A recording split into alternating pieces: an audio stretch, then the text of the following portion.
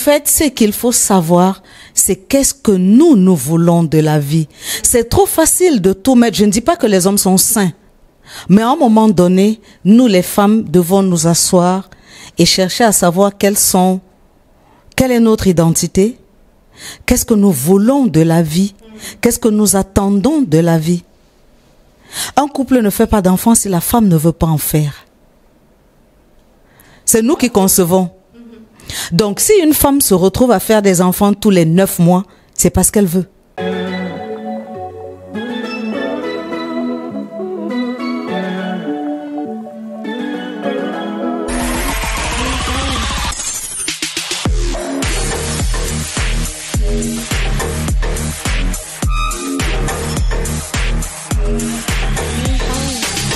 Bienvenue sur Women TV Talk Show, la télévision de la femme. C'est la télévision de la femme justement parce que chaque jour on se bat pour vous apporter de la plus-value. On se bat pour vous apprendre à équilibrer votre vie maritale et votre vie professionnelle. On vous apprend également à vous organiser de façon à avoir une vie plus épanouie. On vous apprend aussi à vous détendre. Et c'est l'occasion de se détendre à travers notre débat. Ce débat qui porte aujourd'hui sur un sujet que je vais vous annoncer un peu plus tard. Un sujet qui fait couler beaucoup d'encre et de salive dans la société aujourd'hui, sachant qu'il s'agit de quelque chose qui force un peu la porte à notre culture et nous, on se débat comme on peut. Mais à chaque fois, on se rend compte qu'autour de nous, il y a quand même des gens qui sont comme ça. Vous comprendrez plus tard pourquoi je fais ça. Mais en attendant, on a un panel suffisamment fourni pour donner un maximum d'avis.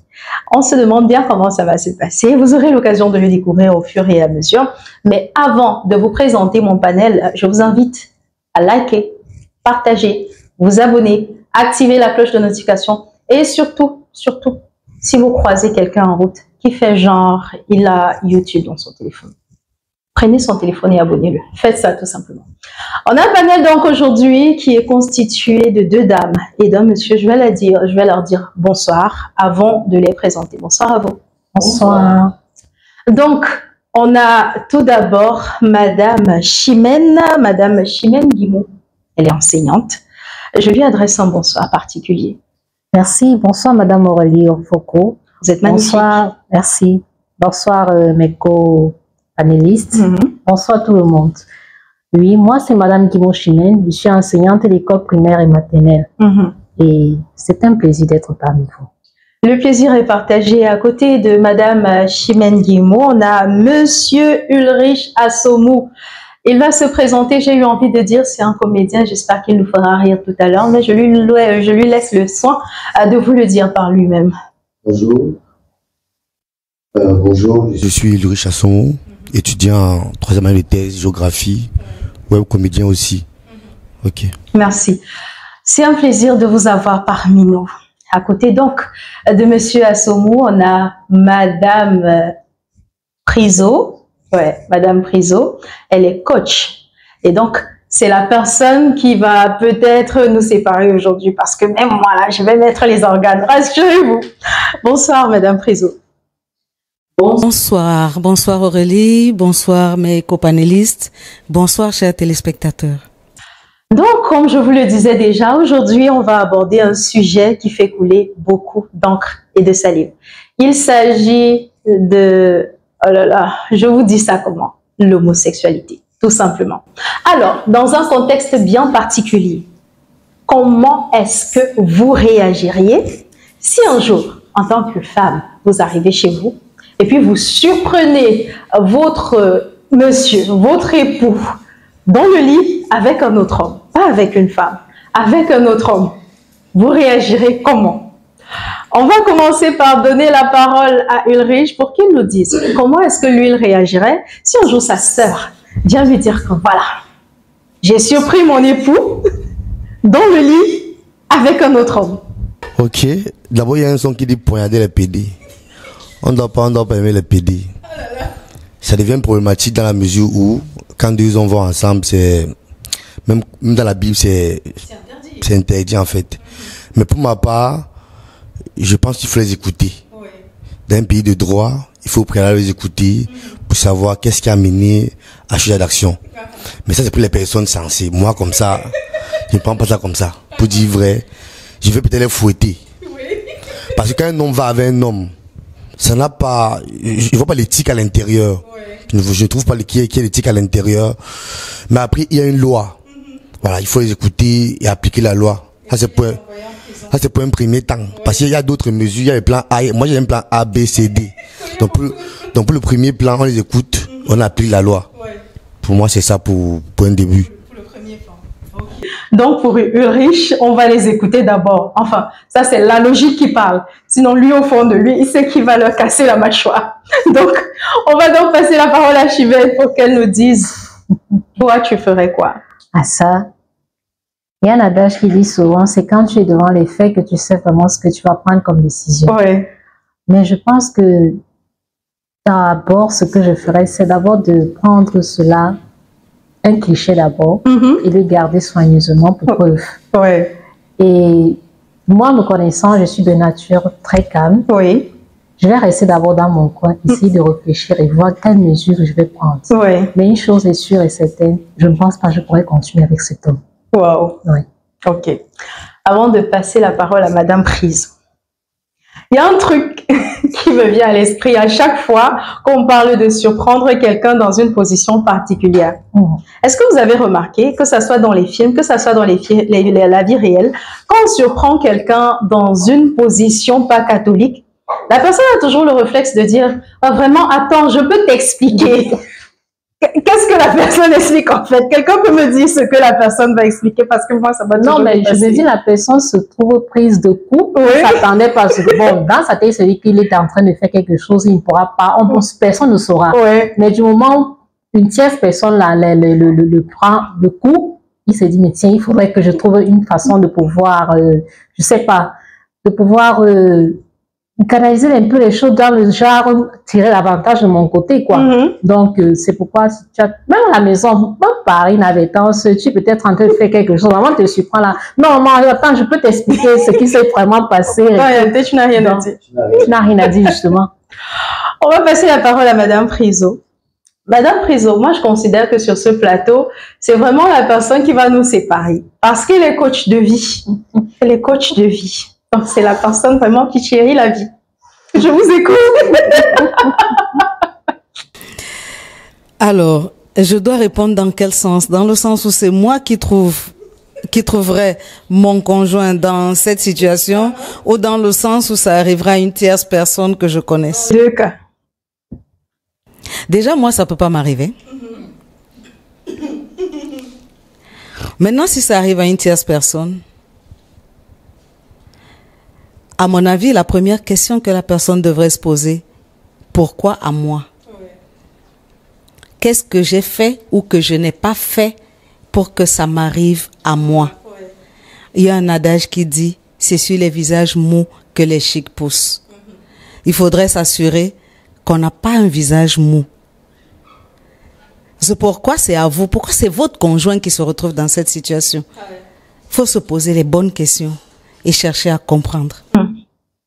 Bon, on va prendre un cas où cette personne-là, qu'on a attrapée dans cette position, et on a oublié de prendre la photo. Chimène a dit qu'elle prenait la photo tout à l'heure, mais la vérité, c'est que généralement, quand on est face au fait, la réaction n'est plus toujours autant spontanée, on n'a plus autant de logique. Si on décide, ça c'est un cas, de convoquer par exemple une réunion familiale, on n'a pas pris de photo. Il a remarqué qu'on l'a vu, mais on n'a pas fait de photo. On convoque une réunion familiale, on leur dit, voilà, j'ai vu ci, il a fait ça. Et lui, il vient, il nie tout en bloc. Mais si tu veux déjà divorcer, tu pars. Pourquoi tu m'accuses de telle chose? Et puis il se met même à pleurer, carrément. Ce serait une décision, ce serait une réaction normale de sa part. Parce que, à partir du moment où il n'y a pas de preuves, Il nie jusqu'à la mort. il ne voit pas pourquoi il va admettre quelque chose qui le condamnerait a priori. Et je précise bien a priori. Hein? Parce que vous pouvez être, je prends un cas de figure, hein, une dame qui est prise en flagrant délit dans ce genre de situation, et le mari va appeler toute la famille, faire constater, même avec preuve à l'appui. Et quand la famille du mari demande à la dame de sortir de chez elle, parce que c'est le chez elle.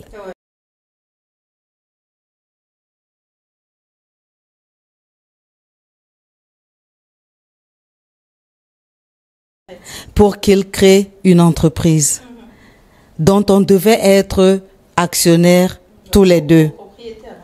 On devait être copropriétaires. Mais c'est moi qui ai donné le financement.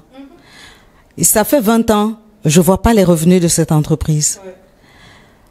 La maison qu'on habite est un héritage que j'ai reçu de mes parents. C'est moi qui m'occupe de la popote. C'est moi qui m'occupe des enfants. Vous pouvez me dire à quoi il sert dans cette maison? Donc en fait, c'est lui qui doit partir. C'est pour dire que il y a beaucoup de cas de figure. Il y a vraiment beaucoup de cas de figure. On a tendance à stigmatiser, parfois même à condamner la personne qui semble être dans des conditions pas orthodoxes. Mais il faudrait chercher à comprendre qu'est-ce qui sous-tend cette situation. Parce que dans l'exercice que je raconte, quand la femme dit ça, chaque membre de la famille du monsieur se lève pour partir. Ils ont compris que... Mais après, c'est le monsieur qui se met à genoux devant sa femme pour demander pardon, pour lui dire qu'il ne veut pas partir de la maison. Donc vous voyez que dans cette situation, c'est la femme qui semble fautive par rapport aux critères de la société, mais dans le contexte particulier de leur couple, le mari a tout fait pour la faire sortir du canal social organisé. Et à ce moment-là, qui est fautif? Point d'interrogation. La réponse est dans leur couple. Donc, pour revenir au cas du monsieur qui nie tout en bloc, on est censé faire quoi? Le monsieur qui nie tout en bloc, c'est normal qu'il nie tout en bloc. Quand on est dans une situation et qu'on réagit par émotion, l'émotion est souvent, surtout la colère, est souvent mauvaise conseillère, on le sait. Quand on réagit sous l'effet de la colère, il y a beaucoup de choses qu'on perd. La meilleure attitude dans la vie est la zen attitude. Il faut pouvoir être zen en toutes circonstances. Et quelle que soit la situation qui se pose comme là, la femme doit se dire, doit s'être demandé, comme j'ai dit au début, qu'est-ce qu'elle a fait pour mériter de se retrouver dans cette situation? Quelle est sa part de responsabilité? Je ne dis pas qu'elle a tort, mais quelle est sa part de responsabilité pour s'être retrouvée dans cette situation? Merci beaucoup. On va passer la parole à monsieur Alsoumou. J'ai dit monsieur, mais j'ai voulu dire Ulrich. À partir du moment où j'ai déjà dit monsieur, obligé, je dois dire monsieur Alsoumou, parce qu'on dit qu'on ne met pas de prénom devant tout ça et tout et tout et tout. Voilà, donc c'est quoi votre avis sur la question? Ok, moi premièrement, si je suis la dame, à l'instant T, je ne peux pas prendre de photos. Parce qu'il y a peut-être 3 conditions. La première, c'est qu'il y a l'expression faciale, il y a la douleur. Elle peut se mettre en train de pleurer parce qu'elle a vu l'action.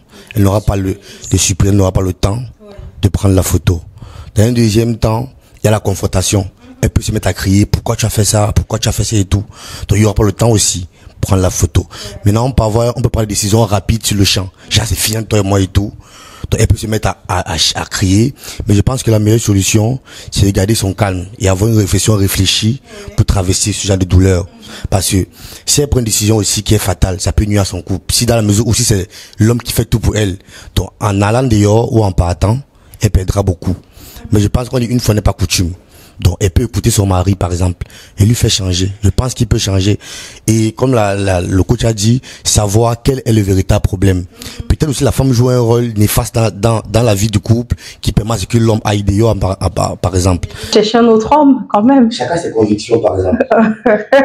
C'est quoi? S'il a rencontré 10 femmes, excusez-moi le terme, mais si les 10 femmes ne l'ont pas satisfait comme il faut, et s'il a vu ailleurs, il fait comment? Je prends l'exemple par exemple au Gabon, où je suis, la loi permet ça. Oui, voilà. Je suis au Gabon, la loi permet ça. Donc par exemple, c'est aussi un lifestyle. S'il a aimé ça, vraiment il faut l'écouter. ne pas lancer la première pierre. Peut-être lui, ça peut être son péché mignon, le vôtre soit autre chose. Donc moi, je pense qu'il faut l'écouter. L'amener à changer, il peut changer. Il y a les psychiatres, il y a les coachs, par exemple, qui sont là pour ça, qui peuvent l'amener à changer et il peut être une personne meilleure demain. D'accord. Honnêtement, d'accord. Je dis d'accord, mais... Il y a un poids qui pèse à l'intérieur. Non, mais je suis désolée, si c'est ton péché mignon, tu vas aller voir la mignoncité du péché en question ailleurs. Justement, parce que si je vais revenir un peu à ce que Uri disait tout à l'heure, j'ai un cas palpable, j'ai vécu il y a de cela 5 ans. Oui. C'est une dame qui est voisine à moi. Et en fait, elle était mariée. Oui. Elle vivait avec son époux. Et entre-temps, elle fait venir à la maison une dame. Elle fait savoir à son monsieur que c'est une de ses copines qui a des soucis et tout. Mais là, ce qui cloche à l'intérieur est que, en fait, la dame en question, c'était, je vais dire ça comment? Son péché mignon. Oui, c'était son péché mignon. C'était son péché mignon, justement. Donc, ce qui fait que monsieur, pour lui, ça passait inaperçu, il ne s'en rendait pas compte. Chaque soir, quand il s'endormait, c'est là où la dame se levait pour aller dans la chambre de sa copine et il se faisait des choses. Le monsieur ne savait pas. Mais comme on dit toujours, 99 jours pour le voleur, un seul jour pour le patron. Un soir, le monsieur est rentré tout fatigué. Elle savait que non, le monsieur va s'endormir. Malheureusement, il n'a pas dormi à fond comme il dort souvent. Il se lève, donc il commence à chercher sa femme. Il se dit, mais les portes sont fermées, madame est où? Il suit dans des gémissements à l'autre bout de la chambre. Aïe, aïe, aïe! Ah oui. Il suit dans des gémissements, il se rapproche, il se rend compte que c'est sa femme qui est avec sa soi-disant amie. Ouh!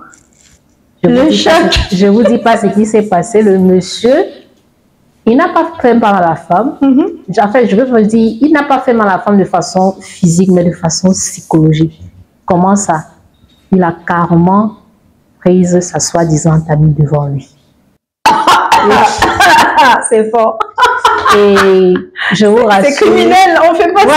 La dame a directement vidé les lieux, elle est partie. Et puis, la nuit en question. Ça soit son épouse, elle a vidé. L'épouse est partie. Lui, elle a préféré partir. La copine en question, même d'abord, c'est la poison là. Donc, l'épouse est partie. Oui. En laissant la copine. Son amie avec son mari. Oui, avec son mari. Oui. Qui était donc le plus intelligent dans la fête? On dit, c'est encore pas l'expression, un malin, malin. Voilà, oui, c'est ça. Donc, la copine mangeait sur les 2 tableaux. Elle lui a donné l'impression qu'elle mange sur un seul tableau, pendant que l'épouse jouait celle qui mange sur les 2 tableaux, mais qui n'a pas accepté qu'on lui fasse le voleur volé. En fait. Oui. Le mari a dit, ok, si tu veux jouer, on va jouer. Là, et pas. Ok, revenons sur un autre cas de figure. Le cas de figure où on surprend le monsieur dans cette position. Sa femme le surprend avec un autre homme. Entre-temps, ils sont assez aisés financièrement. Il subvient à tous les besoins de la maison. Comme Ulrich l'a dit tout à l'heure, vraiment, c'est lui qui fait tout pour sa famille, s'arrange à ce que la maison ne manque de rien. Et quand on le surprend dans cette posture, il sort le fameux « je peux tout expliquer » et il explique à sa femme que voilà, en fait, le monsieur que tu vois là, c'est mon boss, c'est lui qui paye tout ça, c'est lui qui. Vous gérez ça comment? Je dirais là, ça dépend de tout un chacun. Et ça dépend de la vision de tout un chacun, parce que ça dépend d'abord, ton éthique à toi, c'est quoi? Ouais. Parce que c'est ça qu'il faut défendre.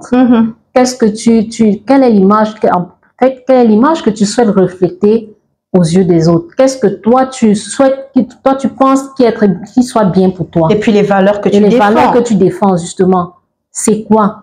Bon, si tu penses que bon, on peut aller dans un photo, faire du n'importe quoi, n'importe comment, basta, tu peux te lancer. Mais si tu penses que tu as une éthique à préserver, moi, me concernant, je ne pense pas que ça pourrait continuer. Donc, peu importe, même si c'est lui qui paye le gratte-ciel, c'est bon, c'est fini. Oui. Ulrich, si c'est ta sœur. Pas. En fait. Elle met au petit, l'homme la met au petit soin, elle pas qu'elle parle. Parce que je me dis qu'elle connaît à son bandit. elle le maîtrise. Elle va peut-être aller voir un autre homme qui va lui montrer le beau côté, peut-être 1-2 mois après, il sera peut-être pire. Moi, je me dis que si l'homme prend soin d'elle, sa famille et tout, elle gère son bail, s'il peut la satisfaire aussi, c'est tranquille. Donc, c'est mieux de ne pas savoir qui fait ce genre de choses. Mais c'est quand elle sait, elle devient problématique. Mais pour moi, un papa, elle vient pleurer dans la famille, on donne le conseil, on tape le dos, calme-toi. Mais quand il y a deuil, par exemple, c'est lui il finance. Mais quand il y a deuil, par exemple, c'est lui il finance. Mais justement, j'aurais encore préféré ne pas savoir. Ouais. Ça serait mieux. Il y a l'âge. Des personnes âgées prendront ça autrement. Elles ne vont pas partir parce qu'elles sont âgées, elles n'ont plus à approuver. Prendront ça autrement. Elles ne vont pas partir parce qu'elles sont âgées, elles n'ont plus à approuver. Avec franchement, tu fais ce que tu... 3 ans, ça va de rapport sexuel. Oui, c'est vrai. D'accord, non? Ils sont plus au niveau là. Au niveau, c'est... D'accord, non? Ouais. Ils sont plus au niveau là. Bon, pas 3 ans, peut-être 3 ans. Voilà. Il y a d'autres qui font 8 ans. Donc je me dis que c'est plus au niveau là, c'est plus au niveau de prouver quoi que ce soit sur un lit. Gérer les enfants, la vie des enfants et tout. Le reste là, tu fais comme tu veux. Oui. Voilà, je pense que c'est ça. Elle n'est pas nulle part, elle reste là. Elle va pleurer, on va taper le dos, va. Ouais, maman, laisse. Sinon l'argent qu'il... On va taper le dos, va. Ouais, maman, Asia. Paramètre, qui doit faire qu'elle reste souffrir. C'est une expérience de vie aussi. Quand elle va grandir, elle va vieillir, elle pourra donner l'exemple aux enfants, aux jeunes. Elle va vieillir, elle pourra donner l'exemple aux enfants, aux jeunes. D'accord, merci beaucoup. Ulrich, il soulève un point tellement capital. Je vais un peu sortir du sujet, mais pour reprendre ce qu'il a dit.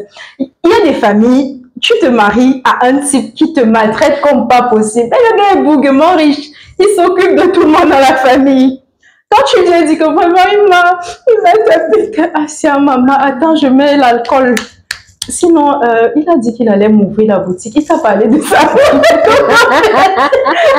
C'est quelque chose, c'est tellement vrai. Surtout dans nos familles, quand tu te plains et que ton mari est riche, gars, c'est ton problème.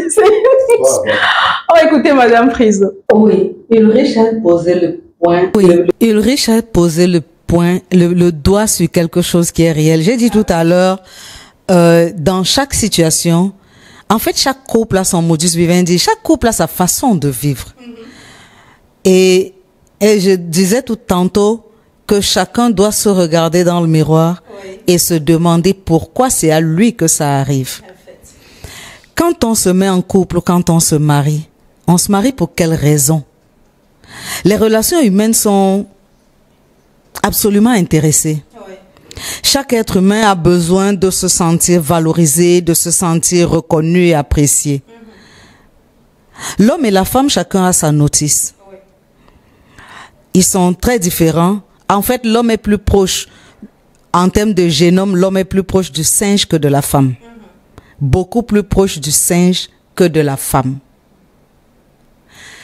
Les scientifiques disent que la différence est de 5% entre l'homme et la femme et je crois 2% entre l'homme et le singe.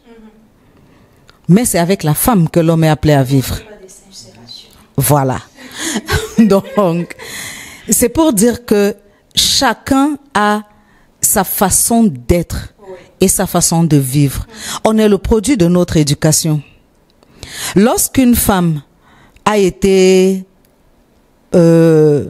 chouchoutée, choyée par son père, par exemple, et qu'elle cherche un homme à l'image de son père, en fait, elle ne cherche pas un mari, elle cherche un second père.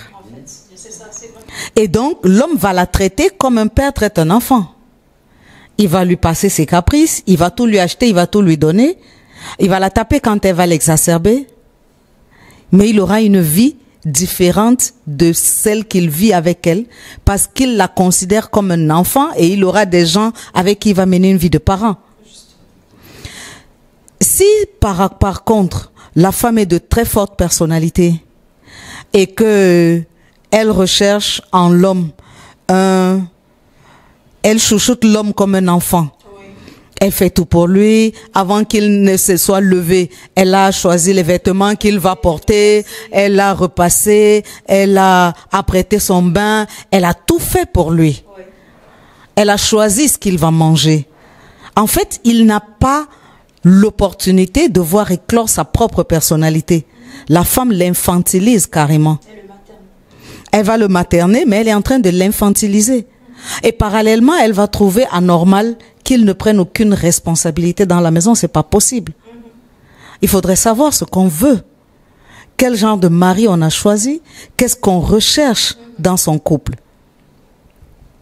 Donc, en clair, chacun doit se regarder dans le miroir et chercher à comprendre.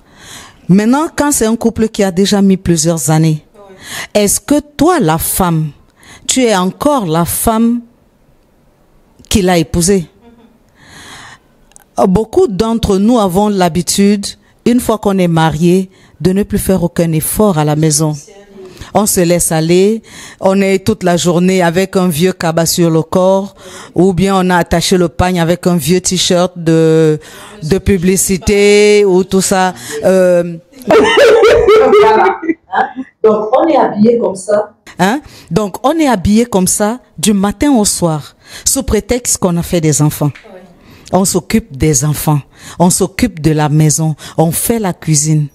Est-ce une femme de ménage que ce monsieur a épousé?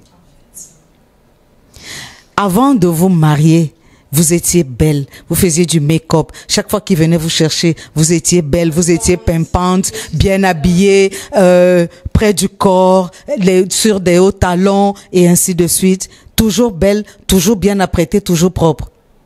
Et du jour au lendemain, il se retrouve avec sa grande sœur ou sa grand-mère dans la maison.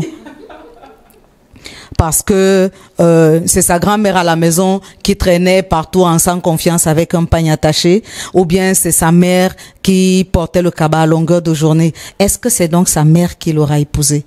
Vous vous serez organisé pour faire de votre mari un homme infidèle. Le petit souci avec cet exemple en particulier, c'est qu'il y a des couples où après le mariage, franchement, la femme croule sur les tâches.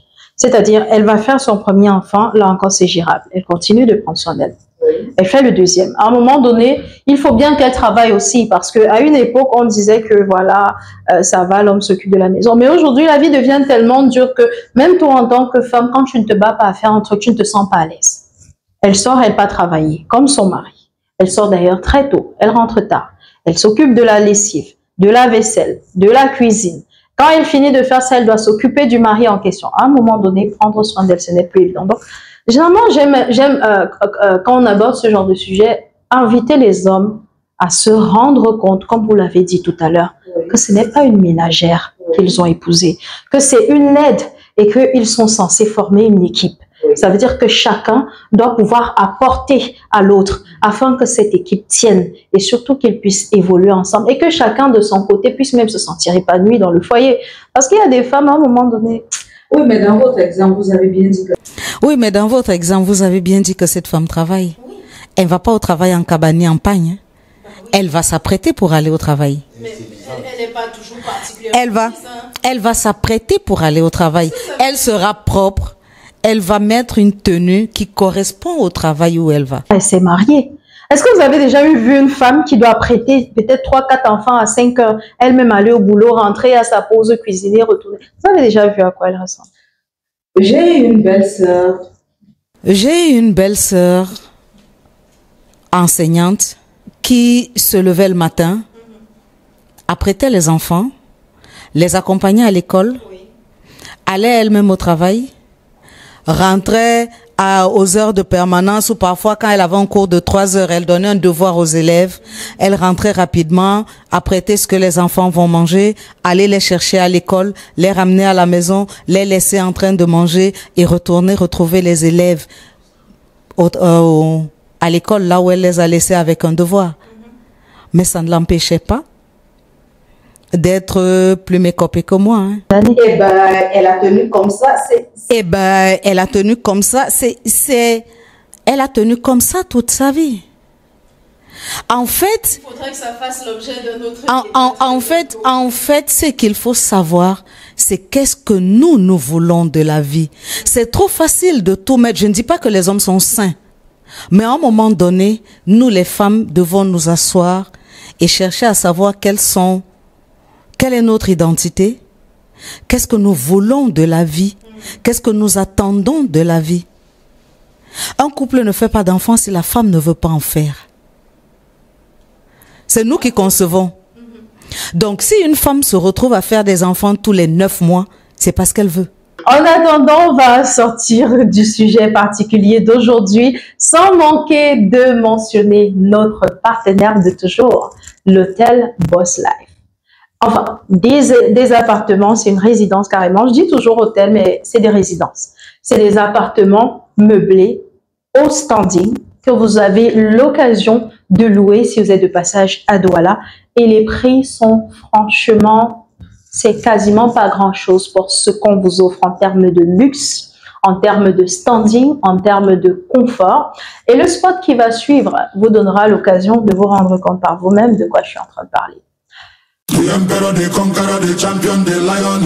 Découvrez le summum du confort et de la durabilité avec les appartements meublés Boss Life. Nos logements sont équipés de tout ce dont vous avez besoin pour un séjour inoubliable, y compris une connexion Wi-Fi rapide et fiable. Nos appartements sont alimentés par des plaques soleil. Pour une empreinte écologique, nous proposons également un service de location de voitures sur place. Réservez dès maintenant votre séjour chez Boss Life et profitez du confort que nous offrons dans nos appartements meublés de luxe. Nous sommes situés à Douala Terminus, derrière Barcelone Hotel. Contact 682 82 48 33. Boss Life et Partner. Live like et Boss.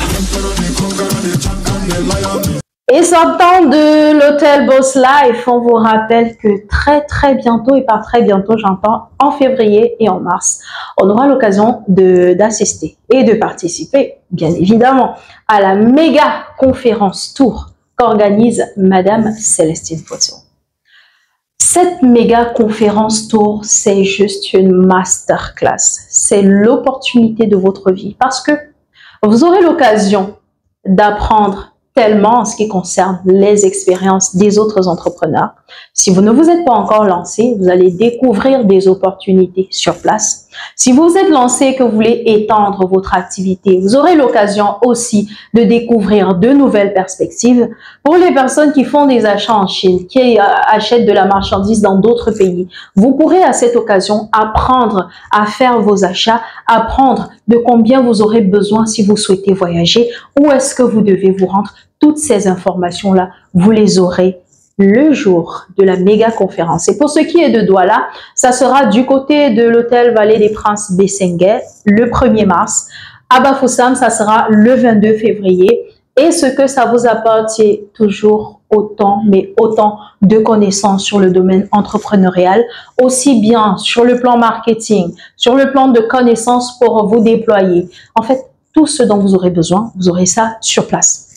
On revient sur ce plateau pour demander à chacun de nos panélistes de nous donner un conseil de fin dans le contexte du mariage, bien évidemment. Parce qu'on sait aujourd'hui que malheureusement, le mariage souffre. Le mariage souffre pourquoi?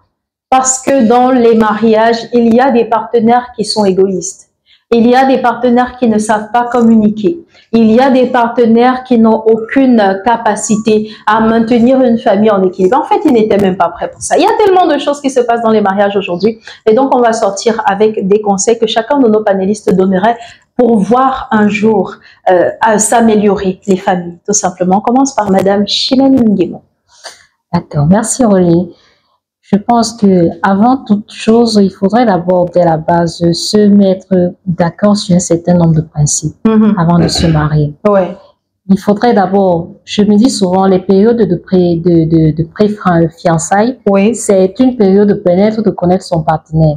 Et quand on cherche à connaître son partenaire, c'est pas seulement dans les montées, descendre dans les auberges, sortir par-ci, par-là, mais de se poser les questions vraies. Si telle chose arrive comme ceci, comment est-ce que toi tu réagirais? Voilà comment est-ce que moi je pense réagir. Si au bout d'un certain temps, je sais pas, je constate peut-être que je n'ai plus la proximité n'est plus la même chose. Comment est-ce qu'on pourra gérer cela? C'est des trucs comme ça qu'il faudrait se mettre en accord avant de pouvoir s'engager véritablement dans le mariage. Ouais. Question de ne pas avoir à se faire à être buté.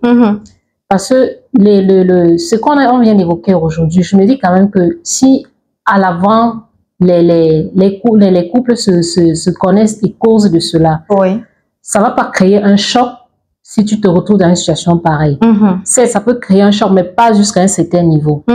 C'est ce que je me dis. Bon. Comme Ulrich l'a dit, tu te diras, tu connais quand même ton bandit. Voilà, tu connais ton partenaire. Parce que dans cette théorie-là, ça permet de se connaître, pas seulement de se connaître les plats que tu aimes, les couleurs que tu aimes, mais de connaître véritablement la personne. De connaître véritablement la personne avec qui tu vas cheminer. De telle sorte de ne pas avoir à tomber sur certains cas. Peut-être un camarade vient te dire, tiens, j'ai vu ton mari en train de faire, si tu commences à dire non, c'est pas lui, et tu es soutien mordicus, du genre, quand tu te trouves maintenant buté devant, tu dis, mais tiens, je savais pas que c'était ça. Donc, c'est tout ça. Et à un certain niveau, quand on voit vraiment ça ne peut pas continuer, il faudrait mieux arrêter que de continuer à se faire du mal. Et c'est ça qui cause des crimes odieux aujourd'hui. Donc, pour ma part, je pense que la première des choses d'abord, c'est de se mettre les points sur les idées à le départ. D'accord. Merci beaucoup. On passe à Ulrich. Bon, moi, avant de répondre à ça, j'ai un problème. En arrivant ici, j'ai emprunté un taxi avec un blanc. Le blanc avec son singe, j'avais ma banane. On roule, après à peine 3 minutes, je veux faire pipi, je descends. Quand il revient, il constate que le singe a mangé ma banane. Quand il me plaint, le blanc me dit, mais tais-toi, négro, mais tu vois pas que c'est ton frère là. Il a mangé ta banane, ne te casse pas, mais arrête ça. Et comme Dieu ne dort, après 3 minutes, le blanc qui avait envie de pisser. Quand il allait pisser, en revenant, il a tué son singe. Quand il veut se fâcher, il dit, calme-toi, mais c'est l'affaire de famille. Entre les noirs, ne mets pas ta bouche. C'est comme ça que je suis arrivé. C'était un peu pénible. Donc, je suis venu là avec la colère, C'était, oui, c'est pour ça que je suis venu à la colère là. Bon, je vais donner un conseil aux femmes qui veulent se marier. Sachez que on se lave 3 fois par jour dans le mariage, hein. Et que à 5 heures, on vous revient quand on vous explique. 5 heures, les hommes disent pas qu'ils viennent, bébé, t'expliquer un truc là. Donc, avant de vous lancer, sachez que vous avez 3 fois par jour. Et à 5 heures, on va vous réveiller. Mais après, à 5 heures, à causerie, on appelle ça le PCM. Le petit coup matinal. On va toujours vous demander ça. Donc après, je me dis que avant de se lancer, il faut vraiment connaître sa personne. Voilà. Et ce n'est pas comme la dame a dit, manger, monter, descendre, aller dans les auberges. C'est vraiment apprendre à le connaître. Ce qu'il aime, ce qu'il n'aime pas et la communication. Il me dit par exemple que avant de prendre une décision, il faut toujours causer. Moi, je ne suis pas apte, je suis pas adepte des gens qui prennent des décisions au téléphone. Non, même si je t'ai fait du mal, on s'assoit, on cause, quitte à ce qu'on prenne une décision qui ne sait pas, mais qu'il soit fait de manière normale avec la véracité. Voilà. Donc, mariez-vous, mais soyez aussi sincères dans vos couples. Avant de passer à Madame Priso, je tiens à préciser qu'Ulrich est comédien. Vous l'avez sûrement remarqué. Ulrich est comédien et tu as une page Facebook. Oui, 107 000 abonnés sur ma page Facebook et 15 000 sur TikTok. Allez vous abonner, il s'appelle Ulrich Assomo. C'est ça le nom sur Facebook? Oui, c'est ça. Voilà, Ulrich Assomo sur Facebook, sur TikTok, vous allez vous abonner et comme ça on continue de rigoler ensemble sur ces comptes. On passe à Madame Priso. Merci Aurélie. Moi, ce que je voudrais, c'est, je vais rester dans le rôle du coach. Oui. Déjà, il faudrait préciser que le coach n'est pas quelqu'un qui sait tout, oui, qui donne les conseils sur tout. Le coach, c'est un accompagnement particulier. Oui. Le coach est là pour poser les questions qui dérangent. Le coach est là pour montrer qu'en dehors de la manière dont les choses sont perçues, il y a d'autres façons de percevoir. De manière à ce que chacun, en son âme et conscience et connaissant, puisque quand vous venez me poser un problème, c'est vous qui connaissez votre problème. Moi, je ne peux en connaître que ce dont vous voulez me parler. Donc, moi, ce que j'ai à faire, c'est de vous permettre de vous rendre compte qu'en dehors de cette perception de la situation que vous êtes venu me poser, me présenter, il y a d'autres façons de percevoir la situation. Et donc, à vous amener vous-même à vous remettre en question, à chercher en vous quelle est la meilleure solution. Parce qu'il n'y a pas de solution idoine pour tout le monde. Tout à fait. Surtout que ce qui marche pour l'un ne marche pas forcément pour l'autre. Comme a dit Ulrich tout à l'heure, dans le premier cas, il bastonnait le beau-frère. Oui. Dans le deuxième cas, il demande à sa sœur où est-ce que tu veux aller, reste tranquille. Oui. Donc, c'est chacun qui est assis quelque part, qui sait quelle est la douceur de son siège. Est-ce que son siège est dur? Est-ce que son siège est doux? Est-ce que le siège est confortable pour lui ou pas? Et l'autre chose, je demande parfois aux gens qui m'approchent, quand une dame vient me voir, oh, ça ne va plus dans mon couple, je vais partir. Je lui dis, c'est bien. C'est une belle décision. Mais avant de partir, j'aimerais que tu empruntes un outil aux juristes. Hein, vous savez que les avocats et tout ça, quand on va au tribunal, on dessine une balance. Ouais. Alors, il faut prendre un papier, noter d'un côté qu'est-ce qu'on a de positif, qu'est-ce qu'on a vécu de positif avec son conjoint, son compagnon, et de l'autre côté, qu'est-ce qu'on a vécu de négatif. Et il faut faire l'équilibre, il faut faire la balance pour voir si ça vaut la peine ou pas. Parce que, même en faisant ça, il y a des couples qu'on met en séparation de corps pendant longtemps et qui après, il y en a même pour qui on décrète le divorce, mais qui ne vont jamais chercher la grosse. Or, tant que vous n'avez pas sorti la grosse copie, le divorce n'est pas effectif. Et on connaît des cas qui ne sont pas allés chercher la grosse copie et qui se sont remariés, se sont remis ensemble. Donc, quand le tribunal fait ça, c'est vraiment pour donner le temps à chacun de bien réfléchir. Et ça revient à ce que Chimène a dit tout à l'heure. Avant de se lancer, avant de décider de faire sa vie avec quelqu'un, il faut bien savoir avec qui on va faire sa vie. Il faudrait savoir si c'est vraiment ce qu'on veut. Traditionnellement, quand vous amenez un conjoint à vos parents, il y a un whisky. Avant de boire ce whisky, il vous demande, est-ce que je bois ce whisky? Parce que si je le bois, je ne pourrai pas le recracher, il sera descendu dans mon estomac.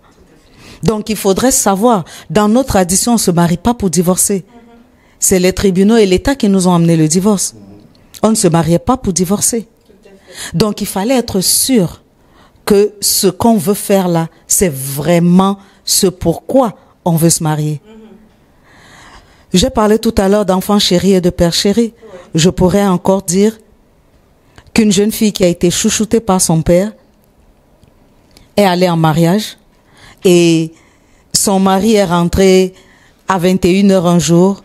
Elle a crié sur lui et elle l'a traîné chez son père pour que son papa chéri explique à son gendre qu'on ne rentre pas à 21h.